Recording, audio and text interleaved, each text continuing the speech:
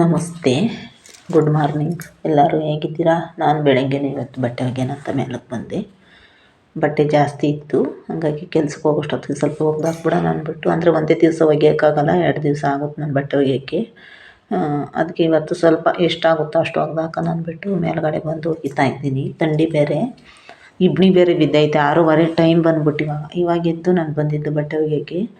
6 ಗಂಟೆಗೆ ಎದ್ದೇಳೋಕ್ಕೆ ಆಗೋಲ್ಲ, ಚಳಿ ಇರೋದ್ರಿಂದ. ಅದಕ್ಕೇ ಇವಾಗ ಬಂದೆ.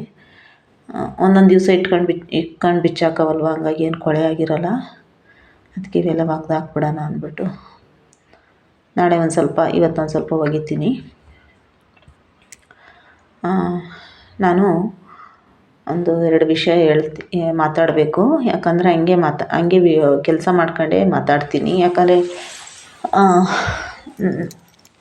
ಕೆಲಸ ಮಾಡ್ಕೊಂಡೇ ಮಾತಾಡ್ತೀನಿ, ಸಾರಿ. 4 ಮೂಲೆ ಸಮನಾಗಿರೋ ಅಂಥವ್ರು, ಕೆಲವು ಜನಗಳು ಹೆಂಗೆ ಮಾತಾಡ್ತಾರೆ ಅಂದರೆ, ಅವ್ರಿಗೆಲ್ಲ ಸಮನಾಗಿರುತ್ತೆ. ಅವ್ರಿಗೆ ಏನು ಮನೇಲೇನು ಕಷ್ಟ ಅನ್ನೋದು ನೋಡಿರಲ್ಲ ಅವತ್ತಿಂದ. ಹಂಗಾಗಿ ಅವ್ರಿಗೆ ಕಷ್ಟದ ಬಗ್ಗೆ ಗೊತ್ತಿರಲ್ಲ. ಸುಖ ಎಲ್ಲ ಗೊತ್ತಿರುತ್ತೆ. ಅವ್ರು ಸುಖವಾಗಿ ಬೆಳೆಸ್ಬಿಟ್ಟಿರ್ತಾರೆ, ಸುಖವಾಗಿ ಬೆಳೆದಿರ್ತಾರೆ. ಹೆಂಗಂದ್ರೆ ಹಂಗೆ ಮಾತಾಡ್ತಾರೆ. ಆಮೇಲೆ ಎಲ್ಲ ಸಮ ಇರೋರು, ಎಲ್ಲ ಮನೆಯಲ್ಲೆಲ್ಲ ಚೆನ್ನಾಗಿ ನೋಡ್ಕೊಂಡು, ಸ್ವಂತ ಮನೆ ಇದ್ದು ಎಲ್ಲ ಚೆನ್ನಾಗಿ ನೋಡ್ಕೊಂಡವ್ರು ಇರೋರಾದರೆ, ಏನು ಇಲ್ದವ್ರಿಗೆ ಮಾತಾಡೋದು ನೋಡಬೇಕು. ಹೆಂಗಂದ್ರೆ ಹಂಗೆ ಮಾತಾಡ್ತಾರೆ. ಅವ್ರಿಗೆಲ್ಲ 4 ಮೂಲೆ ಸಮನಾಗಿರುತ್ತೆ. ಆದರೆ ಕೆಲವು ಜನ ಎಲ್ಲ ಒಂದೇ ಥರ ಇರ್ತಾರೆ. ಕಷ್ಟಪಡೋಂಥ ಹೆಣ್ಮಕ್ಳುಗಳು ಎಷ್ಟು ಜನ ಅವರೇ ಗೊತ್ತಾ? ಒಬ್ಬಂಟಿಯಾಗಿ ದುಡ್ಕೊಂಡು ಎಲ್ಲರೂ ಇದ್ದೂ ಯಾರು ಇಲ್ದವ್ರ ಥರ ಬದುಕ್ತಾರೆ. ಯಾಕೆ ಗೊತ್ತಾ? ಎಲ್ಲರನ್ನೂ ನೋಡಿರ್ತಾರೆ. ಎಲ್ಲರನ್ನೂ ನೋಡಿ, ಎಲ್ಲರ ಬುದ್ಧಿಗಳ್ನ ನೋಡಿ ದೂರ ಇಟ್ಬಿಟ್ಟು ಬದುಕ್ತಾರೆ ಸ್ವಾಭಿಮಾನಕ್ಕೋಸ್ಕರ. ಹಂಗಾಗಿ 4 ಮೂಲೆ ಸಮನಾಗಿರೋರು ಹೆಂಗೆ ಬೇಕಾದ್ರೂ, ಯಾಕೆಂದರೆ ಅವ್ರಿಗೆ ನಡೆಯುತ್ತಲ್ಲ, ಅವ್ರು ಏನು ಬೇಕಾದ್ರೂ ಮಾತಾಡ್ಬೋದು, ಹೆಂಗೆ ಬೇಕಾದರೂ ತಿಳ್ಕೊಬೋದು. ಏನು ಗೊತ್ತಾ? ಕಷ್ಟ ಅನ್ನೋದು ನಮಗೆ, ನಾವು ಹುಟ್ದಾಗಲಿಂದ ನಮ್ಮ ಬೆನ್ನತ್ಕೊಂಡು ಬಂದ್ಬಿಟ್ಟೈತೆ. ಅದು ನಾವು ಅನುಭವಿಸ್ಲೇಬೇಕು. ಯಾಕಂದರೆ ನಾವು ಯಾವ ಜನ್ಮದಲ್ಲಿ ಏನೇನು ಮಾಡಿರ್ತೀವೋ ಅದೆಲ್ಲ ಯಾವ್ಯಾವ ಜನ್ಮದಲ್ಲಿ ಏನೇನು ಮಾಡಿ ಬಂದಿರ್ತೀವೋ ಅದೆಲ್ಲ ಒಂದು ಜನ್ಮದಲ್ಲಿ, ಈ ಜನ್ಮದಲ್ಲಿ ನಾವು ತೀರಿಸ್ತಾ ಇರ್ತೀವಿ. ಹಂಗಾಗಿ ಕೆಲವು ಜನಕ್ಕೆ ಹುಟ್ದಾಗಲಿಂದ ಕಷ್ಟ ಅನ್ನೋದೇ ನೋಡಿರಲ್ಲ. ಅವರು ಕಷ್ಟ ಅನ್ನೋದು ಏನು ಅಂತಲೂ ಗೊತ್ತೇ ಇರಲ್ಲ ಅವ್ರಿಗೆ. ಒಂದು ದಿವಸ ಉಪವಾಸ ಇರಲ್ಲ, ಒಂದು ದಿವಸ ಅವ್ರಿವ್ರ ಮನೇಲಿ ಹೋಗಿ ತಿಂದಿರಲ್ಲ, ಅವ್ರಿವ್ರ ಹತ್ರ ಅಪಮಾನ ಅನುಭವಿಸಿರಲ್ಲ, ಅವ್ರಿವ್ರ ಮನೆ ಬಾಗ್ಲಾಗ ಹೋಗಿ ನಿಂತಿರಲ್ಲ, ಕೂಲಿ ಮಾಡ್ಕೊಂಡು ತಿಂದಿರಲ್ಲ, ಬಿಸ್ಲಾಗ ಒಣಗಿರಲ್ಲ, ಮಳೆಗೆ ನೆಂದಿರಲ್ಲ, ಆಮೇಲೆ ಚಳಿಗೆ ನಡುಗಿರಲ್ಲ. ಅಂಥವ್ರಿಗೆಲ್ಲ ಇನ್ನೂ ಅದ್ರ ಬಗ್ಗೆ ಗೊತ್ತೇ ಇರಲ್ಲ ಅವ್ರಿಗೆ. ಮಳೆ ಅಂದ್ರೇನು, ಚಳಿ ಅಂದ್ರೇನು, ಗಾಳಿ ಅಂದ್ರೇನು ಅಂತಲೂ ಗೊತ್ತಿರಲ್ಲ ಕೆಲವು ಜನಗಳಿಗೆ. ಅವರು ಈ ಮಳೆಗೆ ಚಳಿಗೆಲ್ಲ ಗಾಳಿಗೆ ನೊಂದು ಬೆಂದು ಕಷ್ಟದಾಗಿರ್ತಾರಲ್ಲ ಹೆಣ್ಮಕ್ಳು, ಅಂಥವ್ರ ಬಗ್ಗೆ ಅವ್ರು ತುಚ್ಛವಾಗಿ ಮಾತಾಡ್ಬಿಡ್ತಾರೆ. ಯಾಕಂದರೆ ಅವ್ರಿಗೆ ಆ ಥರ ಇರುತ್ತೆ. ಅವ್ರ ಕಷ್ಟ ನೋಡಿರಲ್ವಲ್ಲ, ಕಷ್ಟ ಗೊತ್ತಿರಲ್ಲ ಅವ್ರಿಗೆ. ಕಷ್ಟ ಅಂದ್ರೇನು ಅಂತಲೇ ಗೊತ್ತಿರಲ್ಲ. ಹಂಗೆ ಮಾತಾಡ್ಬಿಡ್ತಾರೆ. ಆಮೇಲೆ ನಾನು ಸುಮಾರು ಜನಗಳ್ನ ಎಲ್ಲಾದರೂ ಹಾಸ್ಪಿಟ್ಲಿಗೆ ಹೋದಾಗ ಎಲ್ಲಾದರೂ ನೋಡ್ತಾ ಇರ್ತೀನಿ. ನಿಜವಾಗ್ಲೂ ಅವ್ರವ್ರ ಪರಿಸ್ಥಿತಿಗಳ್ನ ನೋಡಿಬಿಟ್ರೆ ಯಾರು ಅನ್ನೋದು ಬೇಡ. ಅವಾಗೆಲ್ಲ ಏನು ಗೊತ್ತಾ? ಯಾರು ಏನು ಅನ್ನಬಾರ್ದು. ಈಗಿನ ಇದರಲ್ಲಿ ಎಲ್ಲರೂ ಚೆನ್ನಾಗಿರ್ಲಪ್ಪ ಇರೋವರೆಗೂ ಅಂದ್ಕೊಂಡು ಬದುಕ್ಬಿಡ್ಬೇಕೇ ಹೊರ್ತು ಯಾರನ್ನು ಏನು ಅನ್ನೋಕ್ಕೆ ಹೋಗ್ಬಾರ್ದು. ಯಾಕೆ ಗೊತ್ತಾ? ಅವೆಲ್ಲ ನೋಡಿದಾಗ ಒಳ್ಳೆಯವ್ರಿಗೆ ದೇವರು ಎಂತೆಂಥ ನೋವುಗಳು ಕೊಟ್ಬಿಡ್ತಾನೆ ಅಂದರೆ, ಒಳ್ಳೆ ಮರಕ್ಕೆ ಅಂತೆ ಕೊಡಲಿ ಬೀಳೋದು. ಅದು ದೊಡ್ಡವ್ರು ಯಾರೋ ಹೇಳಿರೋದು, ಒಳ್ಳೆ ಮರಕ್ಕೆ ಅಂತೆ ಕೊಡಲಿ ಬೀಳೋದು. ನಿಜವಾಗ್ಲೂ ಒಳ್ಳೆಯವ್ರಿಗೆ ಹೆಂಗೆ ಅಂದರೆ ಏಟ್ ಮೇಲೆ ಏಟು ಹೊಡಿತಿರ್ತಾನೆ ದೇವರು.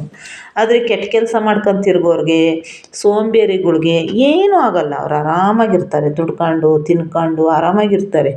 ಆಮೇಲೆ ಕೆಲವೊಂದು ಜನ ಹೆಣ್ಮಕ್ಳುಗಳು ಹೆಂಗೆ ಅಂದರೆ, ಕಷ್ಟದಾಗ ಯಾರಾದರೂ ಹೆಣ್ಮಕ್ಳುಗಳು ಅವರೇ ಅಂದರೆ ಅವ್ರ ಬಗ್ಗೆ ಕೇವಲವಾಗಿ ಮಾತಾಡ್ಬಿಡ್ತಾರೆ. ನಿಜವಾಗ್ಲೂ ಏನು ಗೊತ್ತಾ?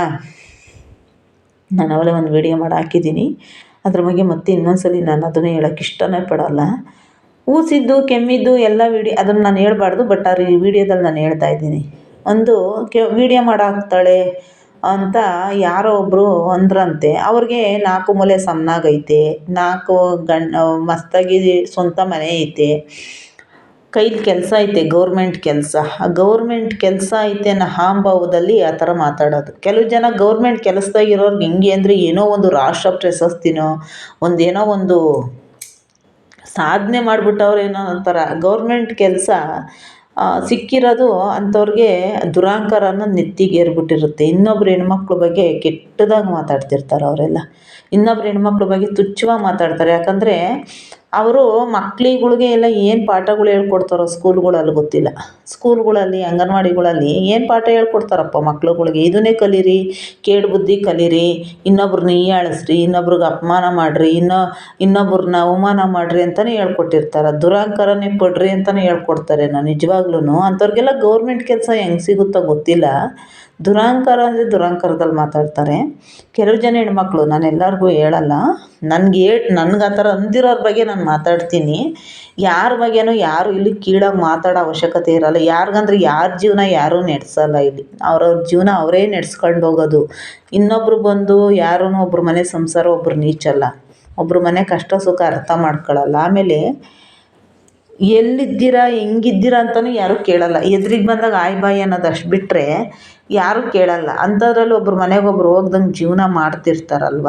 ಹಾಗಾಗಿ ಇನ್ನೊಬ್ರಿಗೆ ಅವ್ರ ಬಗ್ಗೆ ಮಾತಾಡೋ ಅವಶ್ಯಕತೆ ಏನಿರುತ್ತೆ ಅಲ್ವಾ. ಕೆಲವು ಜನ ಹಂಗೆ ನಿಜವಾಗ್ಲೂ ಏನೋ ಒಂದು ದುರಹಂಕಾರದಲ್ಲಿ ಮಾತಾಡ್ತಾರೆ ಅಂದರೆ ಅವ್ರ ಥರನೇ ಯಾರೂ ಇಲ್ವೇನೋ ಅನ್ನೋ ಥರ ಮಾತಾಡ್ತಾರೆ. ಆಮೇಲೆ ಕಷ್ಟದಾಗಿರೋ ಹೆಣ್ಮಕ್ಳನ್ನ ಕೀಳಾಗಿ ನೋಡ್ತಾರೆ. ನಿಜವಾಗ್ಲೂ ಕೆಲವು ಜನಗಳಿಗೆ ಅವ್ರವ್ರ ನೋವು ಹೆಣ್ಮಕ್ಳಿಗೆ ಅವ್ರಿಗೆ ಗೊತ್ತಿರುತ್ತೆ.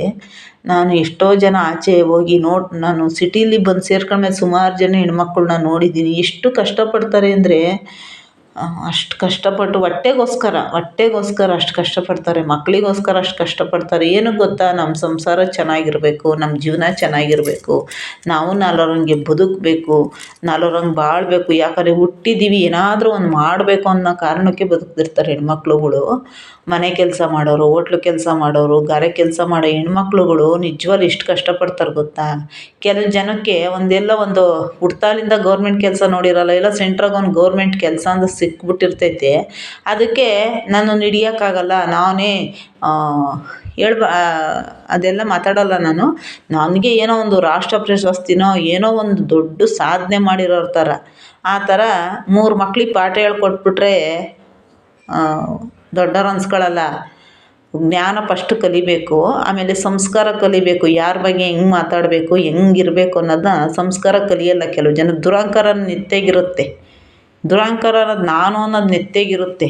ಆದ್ರೂ ದಿಮಾಕಿಗೇನು ಕಮ್ಮಿ ಇರಲ್ಲ ಅಂಥ ಜನ. ಹಂಗಾಗಿ ಇಂಥವರೆಲ್ಲ ಮಕ್ಳಿಗೆ ಹೆಂಗೆ ಪಾಠ ಹೇಳ್ಕೊಡ್ತಾರೋ ನನಗಂತೂ ಗೊತ್ತಿಲ್ಲ.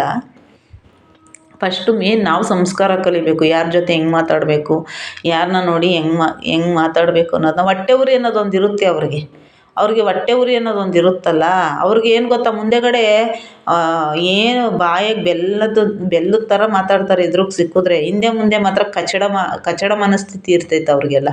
ಅವ್ರ ಮನಸ್ಸೇ ಒಂಥರ ಕಚಡ ಮನಸ್ಥಿತಿ ಅದು ಏನು ಮಾಡೋಕ್ಕಲ್ಲ. ಕೆಲವು ಜನ ಹೆಣ್ಮಕ್ಳುಗಳು ಹೆಣ್ಣು ತನಕ್ಕೆ ಕಳಂಕ ಅವರೆಲ್ಲ. ನಿಜವಾಗ್ಲೂ ಹೆಣ್ಣು ಜನ್ಮಕ್ಕೆ ಕಳಂಕ ಅವ್ರು. ಕೆಲವು ಜನ ಹೆಣ್ಮಕ್ಳಿಗೆ, ಎಲ್ಲರಿಗೂ ಹೇಳಲ್ಲ ನಾನು, ಕೆಲವು ಜನ ಹೆಣ್ಮಕ್ಳು ಹೆಣ್ಣು ಇದಕ್ಕೆ ಕಳಂಕಗಳು. ನಿಜವಾಗ್ಲೂ ಎಷ್ಟು ಅಸೂಯೆ ಪಡ್ತಾರೆ ಅಂದರೆ, ಯಾರಾದರೂ ಒಬ್ರು ಬೆಳೀತಾವ್ರೆ ಅಂದರೆ, ಯಾರಾದರೂ ಒಬ್ರು ಏನಾದರೂ ಒಂದು ಅವ್ರ ಕೈಲಿ ಮಾಡೋಕ್ಕಾಗಿರಲ್ಲ ಕೆಲಸಗಳ್ನ, ಆದರೂ ಇನ್ನೊಬ್ರು ಮಾಡೋದನ್ನ ನೋಡಿ ಸಹಿಸ್ಕೊಳ್ಳೋಂಥ ಹೆಣ್ಮಕ್ಳುಗಳು ಅವ್ರೆ. ಅಂಥವ್ರಿಗೆ ನಿಜವಾಗ್ಲೂ ದೇವರೇ ಬುದ್ಧಿ ಕಲಿಸ್ಬೇಕು. ಅಲ್ಲ ಕಲಿಸೋವನೇ ದೇವ್ರ ಬುದ್ಧಿನ, ಆದರೂ ಕಲಿಯಲ್ಲ ಅವರು. ದುರಹಂಕಾರ ಅನ್ನೋದೊಂದು ಇರುತ್ತಲ್ಲ ಎದೆ ಒಳಗೆ, ಆ ದುರಹಂಕಾರ ಎಲ್ಲೋಗ್ಬೇಕಲ್ವಾ, ಆ ಥರ ಮಾತಾಡ್ತಾರೆ. ನನ್ನ ವಿಡಿಯೋ ನೋಡಿ ಅವ್ರಿಗೆ ತಡ್ಕೊಳಕ್ಕಾಗಿಲ್ಲ. ಯಾಕಂದರೆ ನೋಡುವಂತ ನಾನೇನು ಅವ್ರಿಗೆಲ್ಲ ಹೇಳಿರಲಿಲ್ಲ. ಅವ್ರಿಗೆಲ್ಲ ನಾನು ಹೇಳೋ ಅವಶ್ಯಕತೆಯೂ ನನಗಿಲ್ಲ. ಕಷ್ಟದಾಗಿರೋಂಥ ಹೆಣ್ಮಕ್ಳು ಬೇಜಾನ್ ಜನ ಅವರೇ ನೋಡ್ತಾರೆ. ಅವರೆಲ್ಲ ನೋಡೋ ಅವಶ್ಯಕತೆ ಇಲ್ಲ ನನ್ನ ವೀಡಿಯೋನ. ಅವರೆಲ್ಲ ನೋಡೋದೇ ಬೇಡ ನನ್ನ ವೀಡಿಯೋ. ನೋಡೇನಾಗಬೇಕು ನನಗೆ ಅಲ್ವಾ.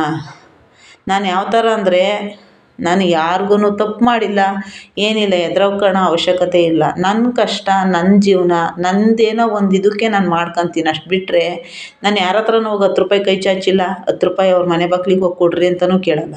ನಾನು 3 ದಿನ ಉಪವಾಸ ಮನೆ ಕಂಡ್ರು ನೋಡಿರಿ ನನ್ನ ಕಷ್ಟ ಅಂತ ಯಾವತ್ತೂ ನನ್ನ ಮನೆ ಬಾಗಿಲಿಗೆ ಹೋಗಿಲ್ಲ. ಬೇಕಾದಂಗೆ ಎಲ್ಲ ಫಂಕ್ಷನ್ಗಳಿಗೆ ಕರೆದ್ರೂ ನಾನು ಹೋಗಲ್ಲ. ಯಾಕಂದರೆ ಅವ್ರ ಫಂಕ್ಷನ್ನೆಲ್ಲ ನನಗೆ ಬೇಕಾಗಿಲ್ಲ. ನನಗೆ ಬೇಕಾಗಿರೋದು ನನ್ನ ಜೀವನ ಅಷ್ಟೇ. ಈಗಿನ ಕಾಲದಲ್ಲಿ ಏನಿದ್ರೂ ನಾವು ದುಡಿತಿರಬೇಕು, ನಮ್ಮ ಹತ್ರ ದುಡ್ಡಿರಬೇಕು, ನಮ್ಮ ಹತ್ರ ಒಡವೆ ಇರಬೇಕು. ಅವಲೇ ಜನ ನಮಗೆ ಗೌರವ ಕೊಡೋದು. ನಮ್ಮ ಹತ್ರ ಏನು ಇಲ್ದಾಗ ಹೋಗಿ ಅವ್ರ ಮನೆ ಮುಂದೆ ನಿಂತ್ಕೊಬಿಟ್ರೆ ನಮ್ಮನ್ನು ನೋಡೋ ರೀತಿಯೇ ಬೇರೆ. ಏನಕ್ಕೋ ಬಂದುಬಿಟ್ಟವ್ರೆ, ಏನೋ ಕೇಳೋಕ್ಕೆ ಬಂದುಬಿಟ್ಟವ್ರೆ ಅಂತ ಆಮೇಲೆ ಮಾತೇ ಬಿಟ್ಬಿಡ್ತಾರೆ. ಹಂಗಾಗಿ ಯಾರ ಮನೆ ಬಾಗಿಲಿಗೂ ನಾನು ಹೋಗಲ್ಲ. ನಾನು ಕಷ್ಟಪಡ್ತೀನಿ, ನಾನು ಜೀವನ ಮಾಡ್ತೀನಿ. ನಾನು ಯಾರನ್ನ ಹತ್ರನೂ ನಾನು ಕೊಡ್ರಿ ಅಂತಲೂ ನಾನು ಹೋಗಲ್ಲ. ನನ್ನ ಉಸಿರಿರೋವರೆಗೂ ನಾನು ಯೂಟ್ಯೂಬ್ ಚಾನಲ್ ನಾನು ಮಾಡ್ತಾನೆ ಇರ್ತೀನಿ. ಹುರ್ಕೊಳ್ಳೋರೆಲ್ಲ ಹುರ್ಕೊಳ್ಳಿ, ಹುರ್ಕೊಳ್ಳೋರಿಗೆಲ್ಲ ತಲೆ ಕೆಡಿಸ್ಕೊಳ್ಳಲ್ಲ ನಾನು. ಯಾಕಂದರೆ ಹೊಟ್ಟೆ ಉರಿ ಜನ ಎಲ್ಲೋ ಗೊತ್ತಿ ನಾಗರಾವ್ಗೆ ಬಾಯಲ್ಲಿ ಮಾತ್ರ ವಿಷ ಇರುತ್ತೆ.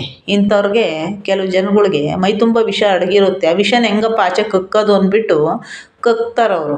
ಮುಂದಿನ ವೀಡಿಯೋದಲ್ಲಿ ಮುಂದೆ ನಾನು ಹೇಳ್ಬೇಕಾದಂಥ ಕೆಲವೊಂದು ವೀಡಿಯೋಗಳವೆ ನಾನು ಹೇಳ್ತೀನಿ. ವೀಡಿಯೋದಲ್ಲಿ ನಾನು ಹೇಳ್ತೀನಿ ಅಂದರೆ ಕೆಲವು ಜನಕ್ಕೆ ನಿಯತ್ತೇ ಇರಲ್ಲ. ಒಬ್ರ ಮನೆ ಅನ್ನ ತಿಂದಿದ್ದು ನೆನಪೇ ಮರ್ತ್ಬಿಟ್ಟಿರ್ತಾರೆ ಕೆಲವು ಜನ. ಆ ಥರ ನನ್ನ ಬಗ್ಗೆ ಮಾತಾಡಿರೋದು. ಮಾತಾಡೋದಕ್ಕೆಲ್ಲ ನಾನು ಜಾಸ್ತಿ ಇದು ಮಾಡಲ್ಲ. ಯಾಕಂದರೆ ಹೆಣ್ಣು ಕುಲಕ್ಕೆ ಅವಲೇ ಹೇಳಿದೆ ನಾನು, ಇಂಥವರೆಲ್ಲ ಹೆಣ್ಣು ಕುಲಕ್ಕೆ ಅವಮಾನಗಳು ಇಂಥವೆಲ್ಲ. ಇವಕ್ಕೆಲ್ಲ ಸಂಸ್ಕಾರಗಳು ಗೊತ್ತಿರಲ್ಲ, ಅಕ್ಕ ತಂಗಿದಿರ ಪ್ರೀತಿ ಗೊತ್ತಿರಲ್ಲ, ಅಣ್ಣ ತಮ್ಮದಿರ ಪ್ರೀತಿಗಳು ಗೊತ್ತಿರಲ್ಲ. ಏಕ್ ಬಡ ಸಂದೆ ಥರ ದಂಡಂ ದಶಗುಣಂ ಅನ್ನೋ ಥರ ಇರ್ತಾರೆ ಇವರೆಲ್ಲ. ಇವ್ರಿಗೆಲ್ಲ ಭಾವನೆಗಳೇ ಇಲ್ಲ. ಭಾವನೆಗಳಿಲ್ದಂಥ ಇವ್ರಿಗೆಲ್ಲ